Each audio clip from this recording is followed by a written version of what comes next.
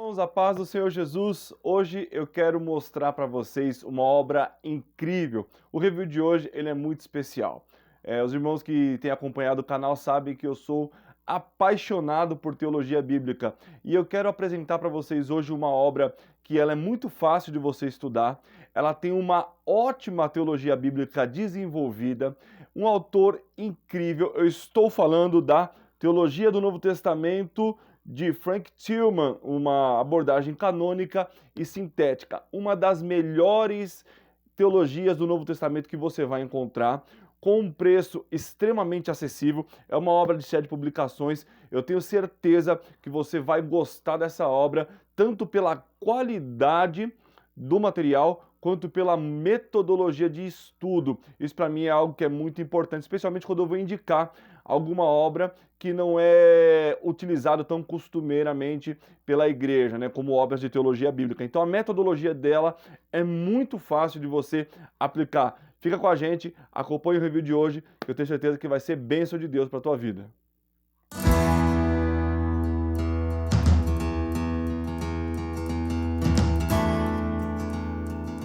Bom, pessoal, essa é a Teologia do Novo Testamento, uma abordagem canônica e sintética de Frank Tillman.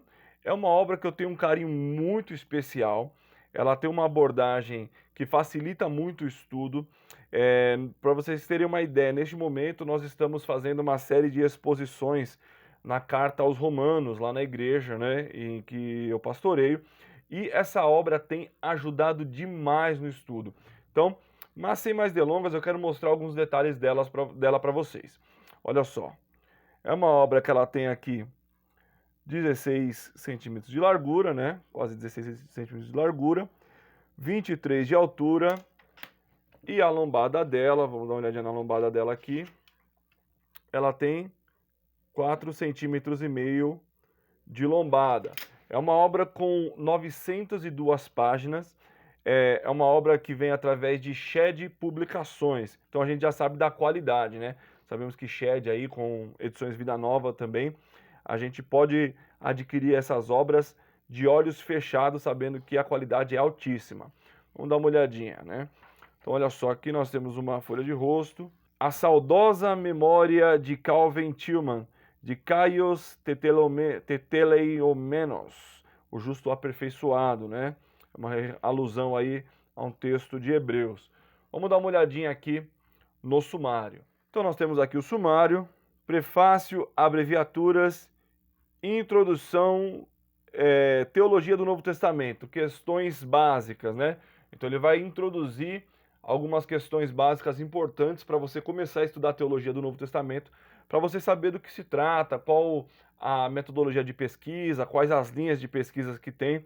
Isso é muito importante para você começar a utilizar essa obra. Mas você consegue já, mesmo sem dominar todas essas discussões acadêmicas, essa obra ela te dá um panorama muito bom para você iniciar os seus estudos. Parte 1. Os evangelhos e Atos. A tenacidade e a importância do evangelho quádruplo. Marcos, a morte do Filho de Deus como boas novas. Nós percebemos que ele vai colocar os livros bíblicos pela ordem de escrita, né? Então nós temos aí a prioridade marcana, né? Como é assim relatado nas academias teológicas, existe uma ideia de prioridade marcana, de que Marcos foi o primeiro evangelho escrito, e o Frank Tillman vai seguir essa linha também. Então, Mateus, vinho novo em vasilha de couro velha. Lucas, Atos, né, que ele vai fazer uma junção do Evangelho segundo Lucas e também Atos dos Apóstolos. Então, olha só. O lugar dos cristãos no curso da história da salvação. João, fé em Jesus como meio de vida eterna. 4 testemunhas diferentes do Evangelho único de Jesus Cristo. Então nós começamos a perceber aqui, de uma forma muito clara, que já na introdução aqui, no sumário, na indicação dos livros, ele já começa a dar uma ideia de qual é o norte dessa teologia, por onde essa teologia, a teologia desses livros irá caminhar. Parte 2, as cartas paulinas. Aqui, mais uma vez, falando sobre aquela ideia de seguir o cronograma que a academia acredita que as cartas ou os livros da Bíblia foram escritos, especialmente no Novo Testamento. A coerência e o cerne da teologia de Paulo. Tessalonicenses, né? Por isso que nós vemos que não é Romanos o primeiro, né? Mas Tessalonicenses. Manutenção da fé, da esperança, do amor em meio ao sofrimento. Segundo Tessalonicenses, perseverança a despeito da perseguição e do falso ensino. Gálatas, a graça de Deus e a verdade do Evangelho. Seguindo aqui. Primeiro aos Coríntios, um pedido de paz e santidade e felicidade. Filipenses, a importância do curso do Evangelho. Segundo aos Coríntios, poder aperfeiçoado na fraqueza. Romanos, o Evangelho da justiça de Deus. Colossenses, Cristo preeminente no cosmo e na história. Filemão, a prática da reconciliação. Efésios, a unidade da igreja e do cosmo em Cristo. 1 Timóteo, a igreja como pilar e fundamento da verdade. Tito, conhecer a Deus, praticar o bem e tornar a salvação atrativa. Isso é especialmente importante no nosso tempo, né? 2 Timóteo, fidelidade para com o Evangelho. ênfases comuns e convicções centrais das cartas de Paulo. Então você consegue também, se você quiser estudar toda a teologia de Paulo, ela está aqui agrupada para que você possa enxergar também o desenvolvimento da teologia de Paulo ao longo do cânon bíblico. Parte 3. Cartas não paulinas e Apocalipse de João. Unidade nas cartas não paulinas e no Apocalipse. Tiago, a sabedoria da vida indivisa. Judas, lutar pela fé contra a perversão da graça divina. Segunda de Pedro, ética e escatologia. 1 de João, a verdade sobre Jesus, sua morte e o mandamento para amar. Segunda de João, evitar os que abandonam a verdade e o amor. 3 de João, trabalhar unido com a verdade. 1 de Pedro, sofrer como cristão. Hebreus, Jesus, o aperfeiçoador da fé e guia dos fiéis. Apocalipse, significado em meio à opressão. Isso aqui é muito interessante porque ele vai dar um pano de fundo de todo aquele momento de perseguição da história da igreja, né? Ali no primeiro século, então início do segundo século também. Então vai ter um sentido muito direto. Então é muito importante isso. Colisão de cosmovisões. Hebreus a Apocalipse. Conclusão. Unidade teológica do Novo Testamento. Então isso é muito importante, né, para nós sabermos que esses textos estão em unidade. E aqui nós temos obras citadas, você tem uma extensa lista de pesquisa aí para aprofundar também nesse conhecimento. Vamos dar uma olhadinha aqui no que mais, vamos dar uma olhada na introdução dessa obra. A teologia do Novo Testamento, questões básicas, aqui ele vai dar uma introdução aí das questões básicas para estudo. A partir do século XVIII, a disciplina Teologia do Novo Testamento passou por um escrutínio severo. Essa disciplina deveria ser abandonada? Alguns responderam afirmativamente. Ela precisa ser só restaurada? Outras pessoas ofereceram novos modelos. Na discussão, dois problemas relativos à disciplina surgiram repetidamente como os mais importantes. O primeiro problema dessa disciplina, conforme se afirma, está na mescla perigosa de dogmática com questões históricas. De um lado, convicções teológicas influenciam os teólogos do Novo Testamento, nas conclusões extraídas sobre o sentido do texto do Novo Testamento, e eles insistem em examinar apenas os documentos canônicos. Por outro lado, teólogos do Novo Testamento, embora a igreja valorize muito esses documentos por causa das afirmações históricas feitas por eles, opinam que devem atuar da mesma forma que quaisquer outros historiadores a respeito desses textos antigos. É impossível unir fé e razão dessa forma. Ou devem os teólogos do NT delimitar pressuposições dogmáticas acerca da importância do NT e colocar os textos canônicos no mesmo patamar que os demais textos antigos? Se for assim, eles deverão, desse modo, mudar sua ênfase de pesquisa teologicamente parcial a respeito da teologia do NT para a tarefa mais objetiva e universalmente aceita de descrever a história do pensamento cristão primitivo. O segundo problema tem origem na diversidade teológica dos textos do Novo Testamento. Os documentos do NT não somente expressam grande variedade de temas teológicos, mas também falam de formas diferentes sobre o mesmo tema. Seriam essas diferenças tão grandes a ponto de, às vezes, contradizerem-se? Caso a resposta seja negativa, por que é tão difícil encontrar coerência teológica no NT?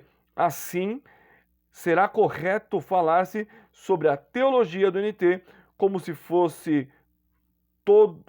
o todo fosse coerente? E aqui ele vai começar. Teologia ou história, falando dessa análise toda aí, que é muito importante. Aqui nós temos a história da disciplina. Então nós temos todo esse desenvolvimento. Os desafios de Gabler, Reed e Risen, né? Falando aí dessa discussão acadêmica, que é importante também que você quiser se situar sobre essas discussões. Heike Risen, elementos comuns aos 3 desafios, né? Então isso aqui você pode, depois que tiver com a sua obra em mãos, se aprofundar nessas discussões. Mas eu quero mostrar para vocês algumas coisas importantes aqui para vocês terem uma ideia de como essa obra trabalha. Vamos lá.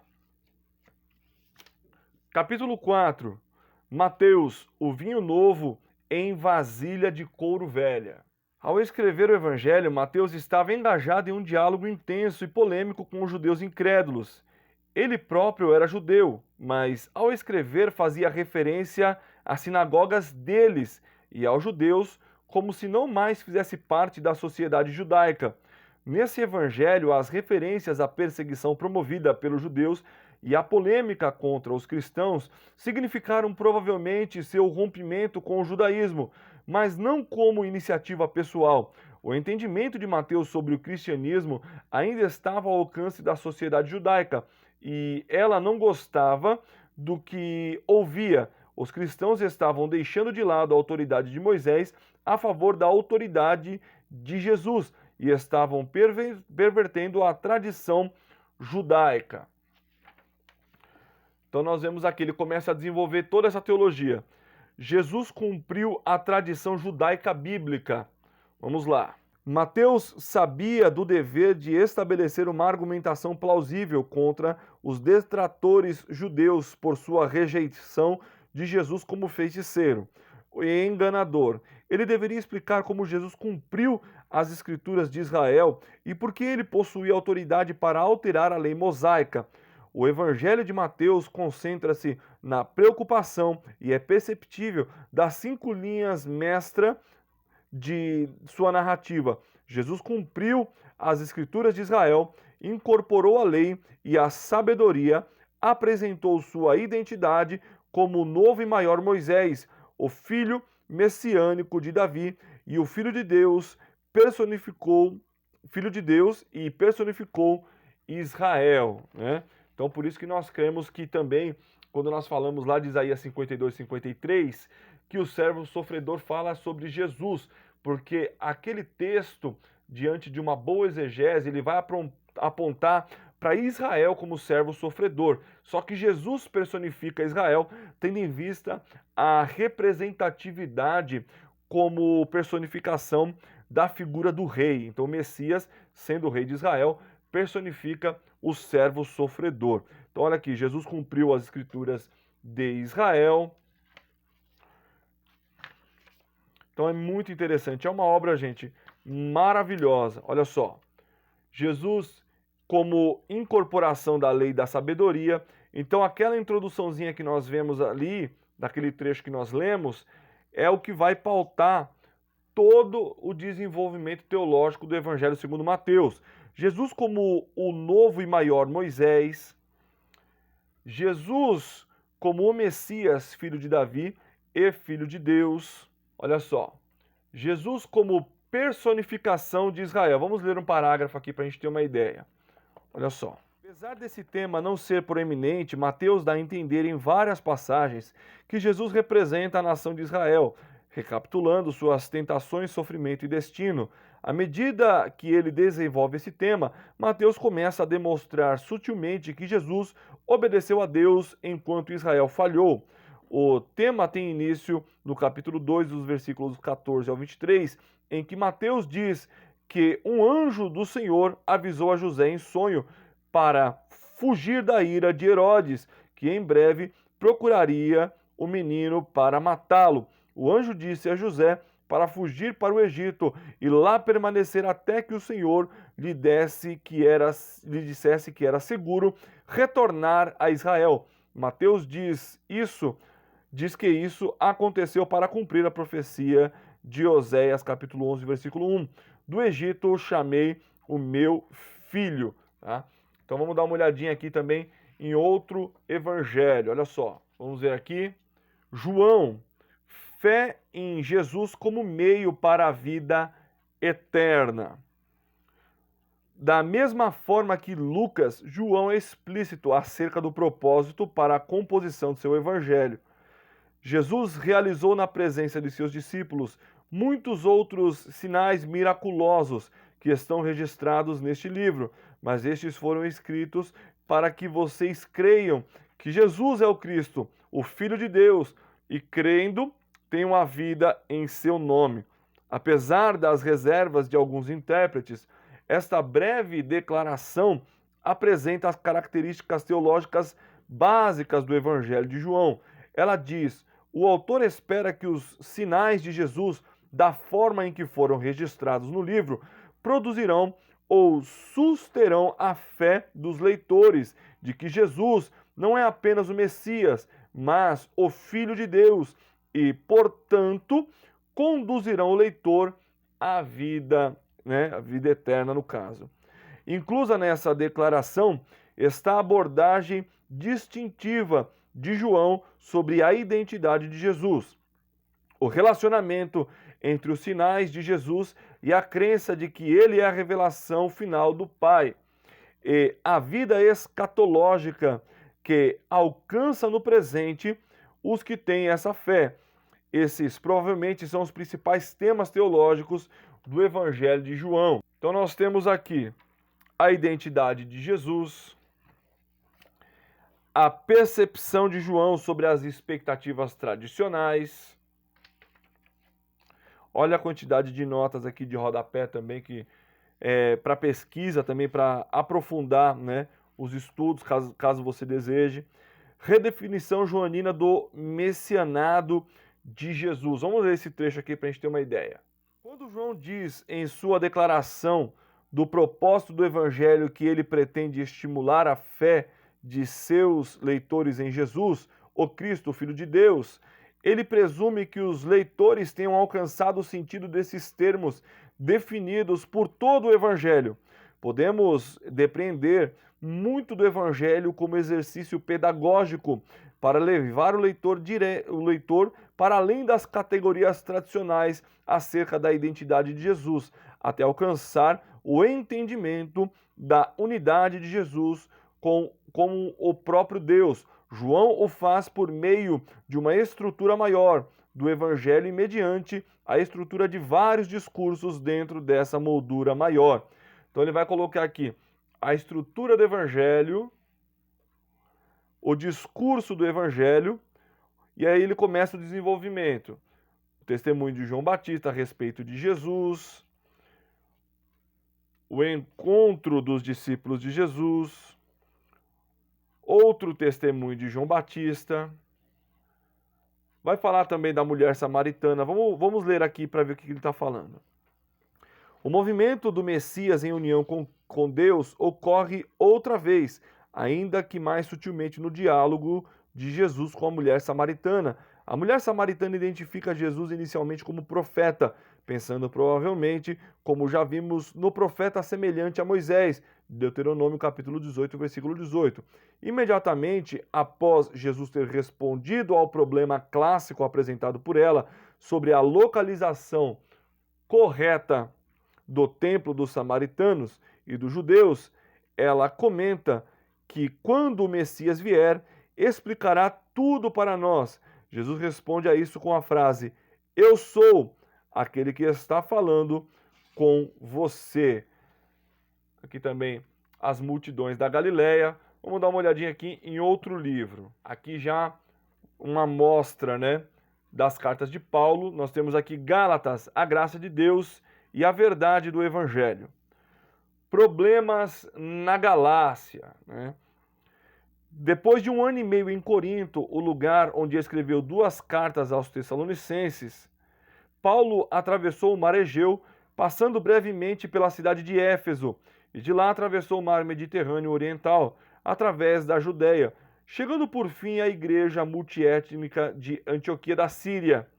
Depois de passar algum tempo em Antioquia, ele partiu em uma rota terrestre de lá até Éfeso, passando em seu caminho pela Galácia e pela Frígia. Paulo e Barnabé haviam visitado essa região em uma viagem anterior, durante a qual eles pregaram o evangelho, estabeleceram igrejas com o apoio da igreja de Antioquia. Paulo revisitara brevemente a região com Silas e Timóteo, mas agora ele fazia uma visita mais demorada às jovens igrejas, indo, segundo Lucas, sequencialmente de um lugar para outro, a fim de fortalecer todos os discípulos. Ele vai abordar os problemas, olha só. Resposta de Paulo ao anti-evangelho dos perturbadores. A resposta de Paulo aos perturbadores do evangelho enfoca inicialmente a autenticidade de seu evangelho e, a seguir, 3 dimensões de seu evangelho que o tornam incomparável com o ensino dos perturbadores. Ele vai enfatizar aqui esse confronto de Paulo, né? 3 dimensões essenciais do evangelho: a dimensão cronológica do evangelho, a dimensão antropológica do evangelho, falando de como o evangelho vai se relacionar com o homem, com essa restauração do caráter de Deus, com a transformação do ser humano, a dimensão ética do evangelho. Então, olha só. Uma nova perspectiva de interpretação de Gálatas, né? Durante as décadas finais do século XX, uma mudança dramática ocorreu na interpretação acadêmica sobre o entendimento de Paulo a respeito da justificação feita à parte das obras da lei. A carta de Paulo aos Gálatas é o ponto focal dessa mudança.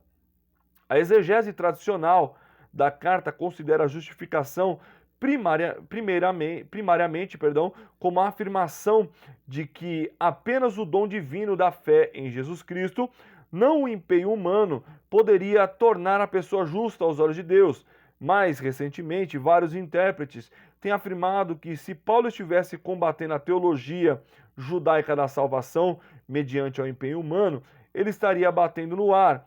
O judaísmo do período do Segundo Templo não era caracterizado pela afirmação de que se tornar membro do povo de Deus advinha do empenho humano para realizar o que a lei ordena, mas era um presente gracioso de Deus a todos os israelitas. Então ele vai dialogar aqui também, falar sobre a NPP, né? A nova perspectiva de Paulo, né? Então olha só, ele tem citação aqui de Ip Sanders, né, quando ele fala Paul and the Palestinian Judaism, né, a Comparison of Patterns of Religion, né, da Filadélfia. Então ele vai dialogar também com a nova perspectiva sobre Paulo, né? Ele vai citar várias obras aqui, James Dunn também. Então é uma obra bem completa, muito interessante, gente. Romanos, o Evangelho da Justiça de Deus.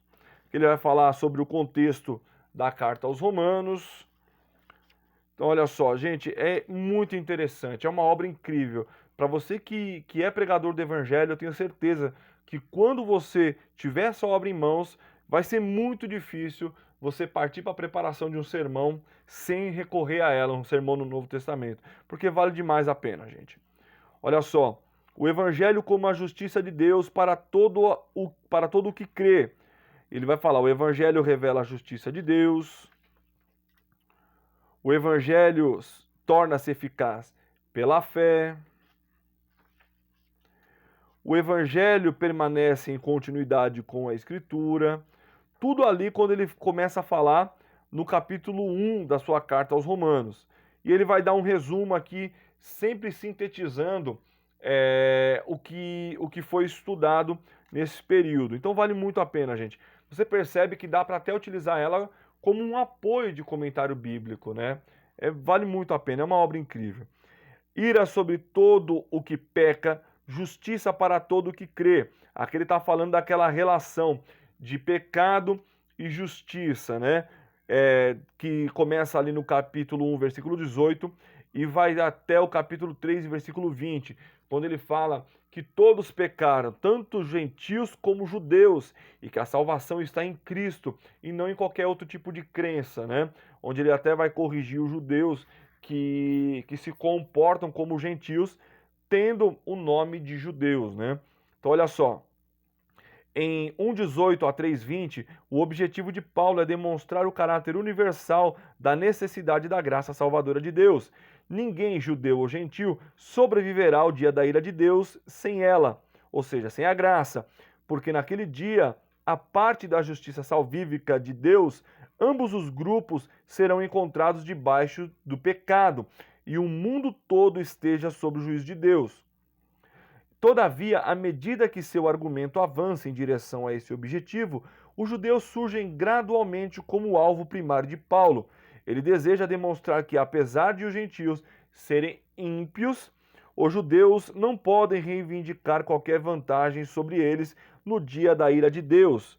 Quer pela posse da guarda da lei mosaica, argumento de Paulo relativo a esse ponto, estrutura-se em 4 passos. Olha só, os gentios merecem a ira de Deus, os judeus também merecem a ira de Deus, e aí ele vai desenvolver toda a explicação por trás disso. Então, por isso que eu falei que você consegue utilizar como um ótimo apoio ao comentário bíblico que você tem em casa, né? Eu costumo começar pela teologia bíblica, para daí então partir para os comentários bíblicos, né? Então vale muito a pena, gente. Deus é infiel, capítulo 3, do versículo 1 ao 8. O mundo todo terá de prestar contas a Deus, né? Capítulo 3, do versículo 9 ao 20, para você fazer uma exposição. Então, olha, gente, é uma obra com conteúdo muito bom. Você percebe que ela é de fácil compreensão nos pontos explicativos. É claro que tem alguma introdução aí, que às vezes você que não está acostumado demora um pouquinho para pegar, mas você lendo algumas vezes você vai ver como ela clareia o texto bíblico para você. Então é isso, pessoal. Essa obra que eu queria mostrar para vocês vale demais a pena. É a minha indicação para você que quer começar a estudar a teologia do Novo Testamento um pouco mais aprofundada, mas dando passos aí que você pode compreender sem muita dificuldade. Teologia do Novo Testamento, uma abordagem canônica e sintética, Frank Tillman, Shed Publicações. Vale muito a pena ter essa obra na sua biblioteca. Bom, pessoal, espero que vocês tenham gostado do vídeo de hoje. Você pode adquirir essa obra nos links que estão aqui embaixo, tanto lá no nosso site livrariaculturabiblica.com.br, quanto no nosso link personalizado na Amazon. Se você quiser adquirir pela Amazon, porque você é Prime, tem frete grátis. Lembrando que no nosso site também, nas compras acima de R$ 200, você tem frete grátis. Mas se você preferir adquirir pela Amazon, no link que está aqui embaixo, você também ajuda muito o nosso canal, porque nós recebemos uma comissão por essas vendas também. Então, qualquer um dos dois links que você adquirir essa obra, você nos ajuda de forma extraordinária. Então, pessoal, espero que vocês tenham gostado. Se curtiu, clica aqui, não esqueça de deixar o teu like, compartilhe nas suas mídias sociais, marca alguém aqui embaixo nos comentários, comenta o que você achou, se tem alguma dúvida. Valeu, pessoal, muito obrigado e até a próxima, se Deus quiser.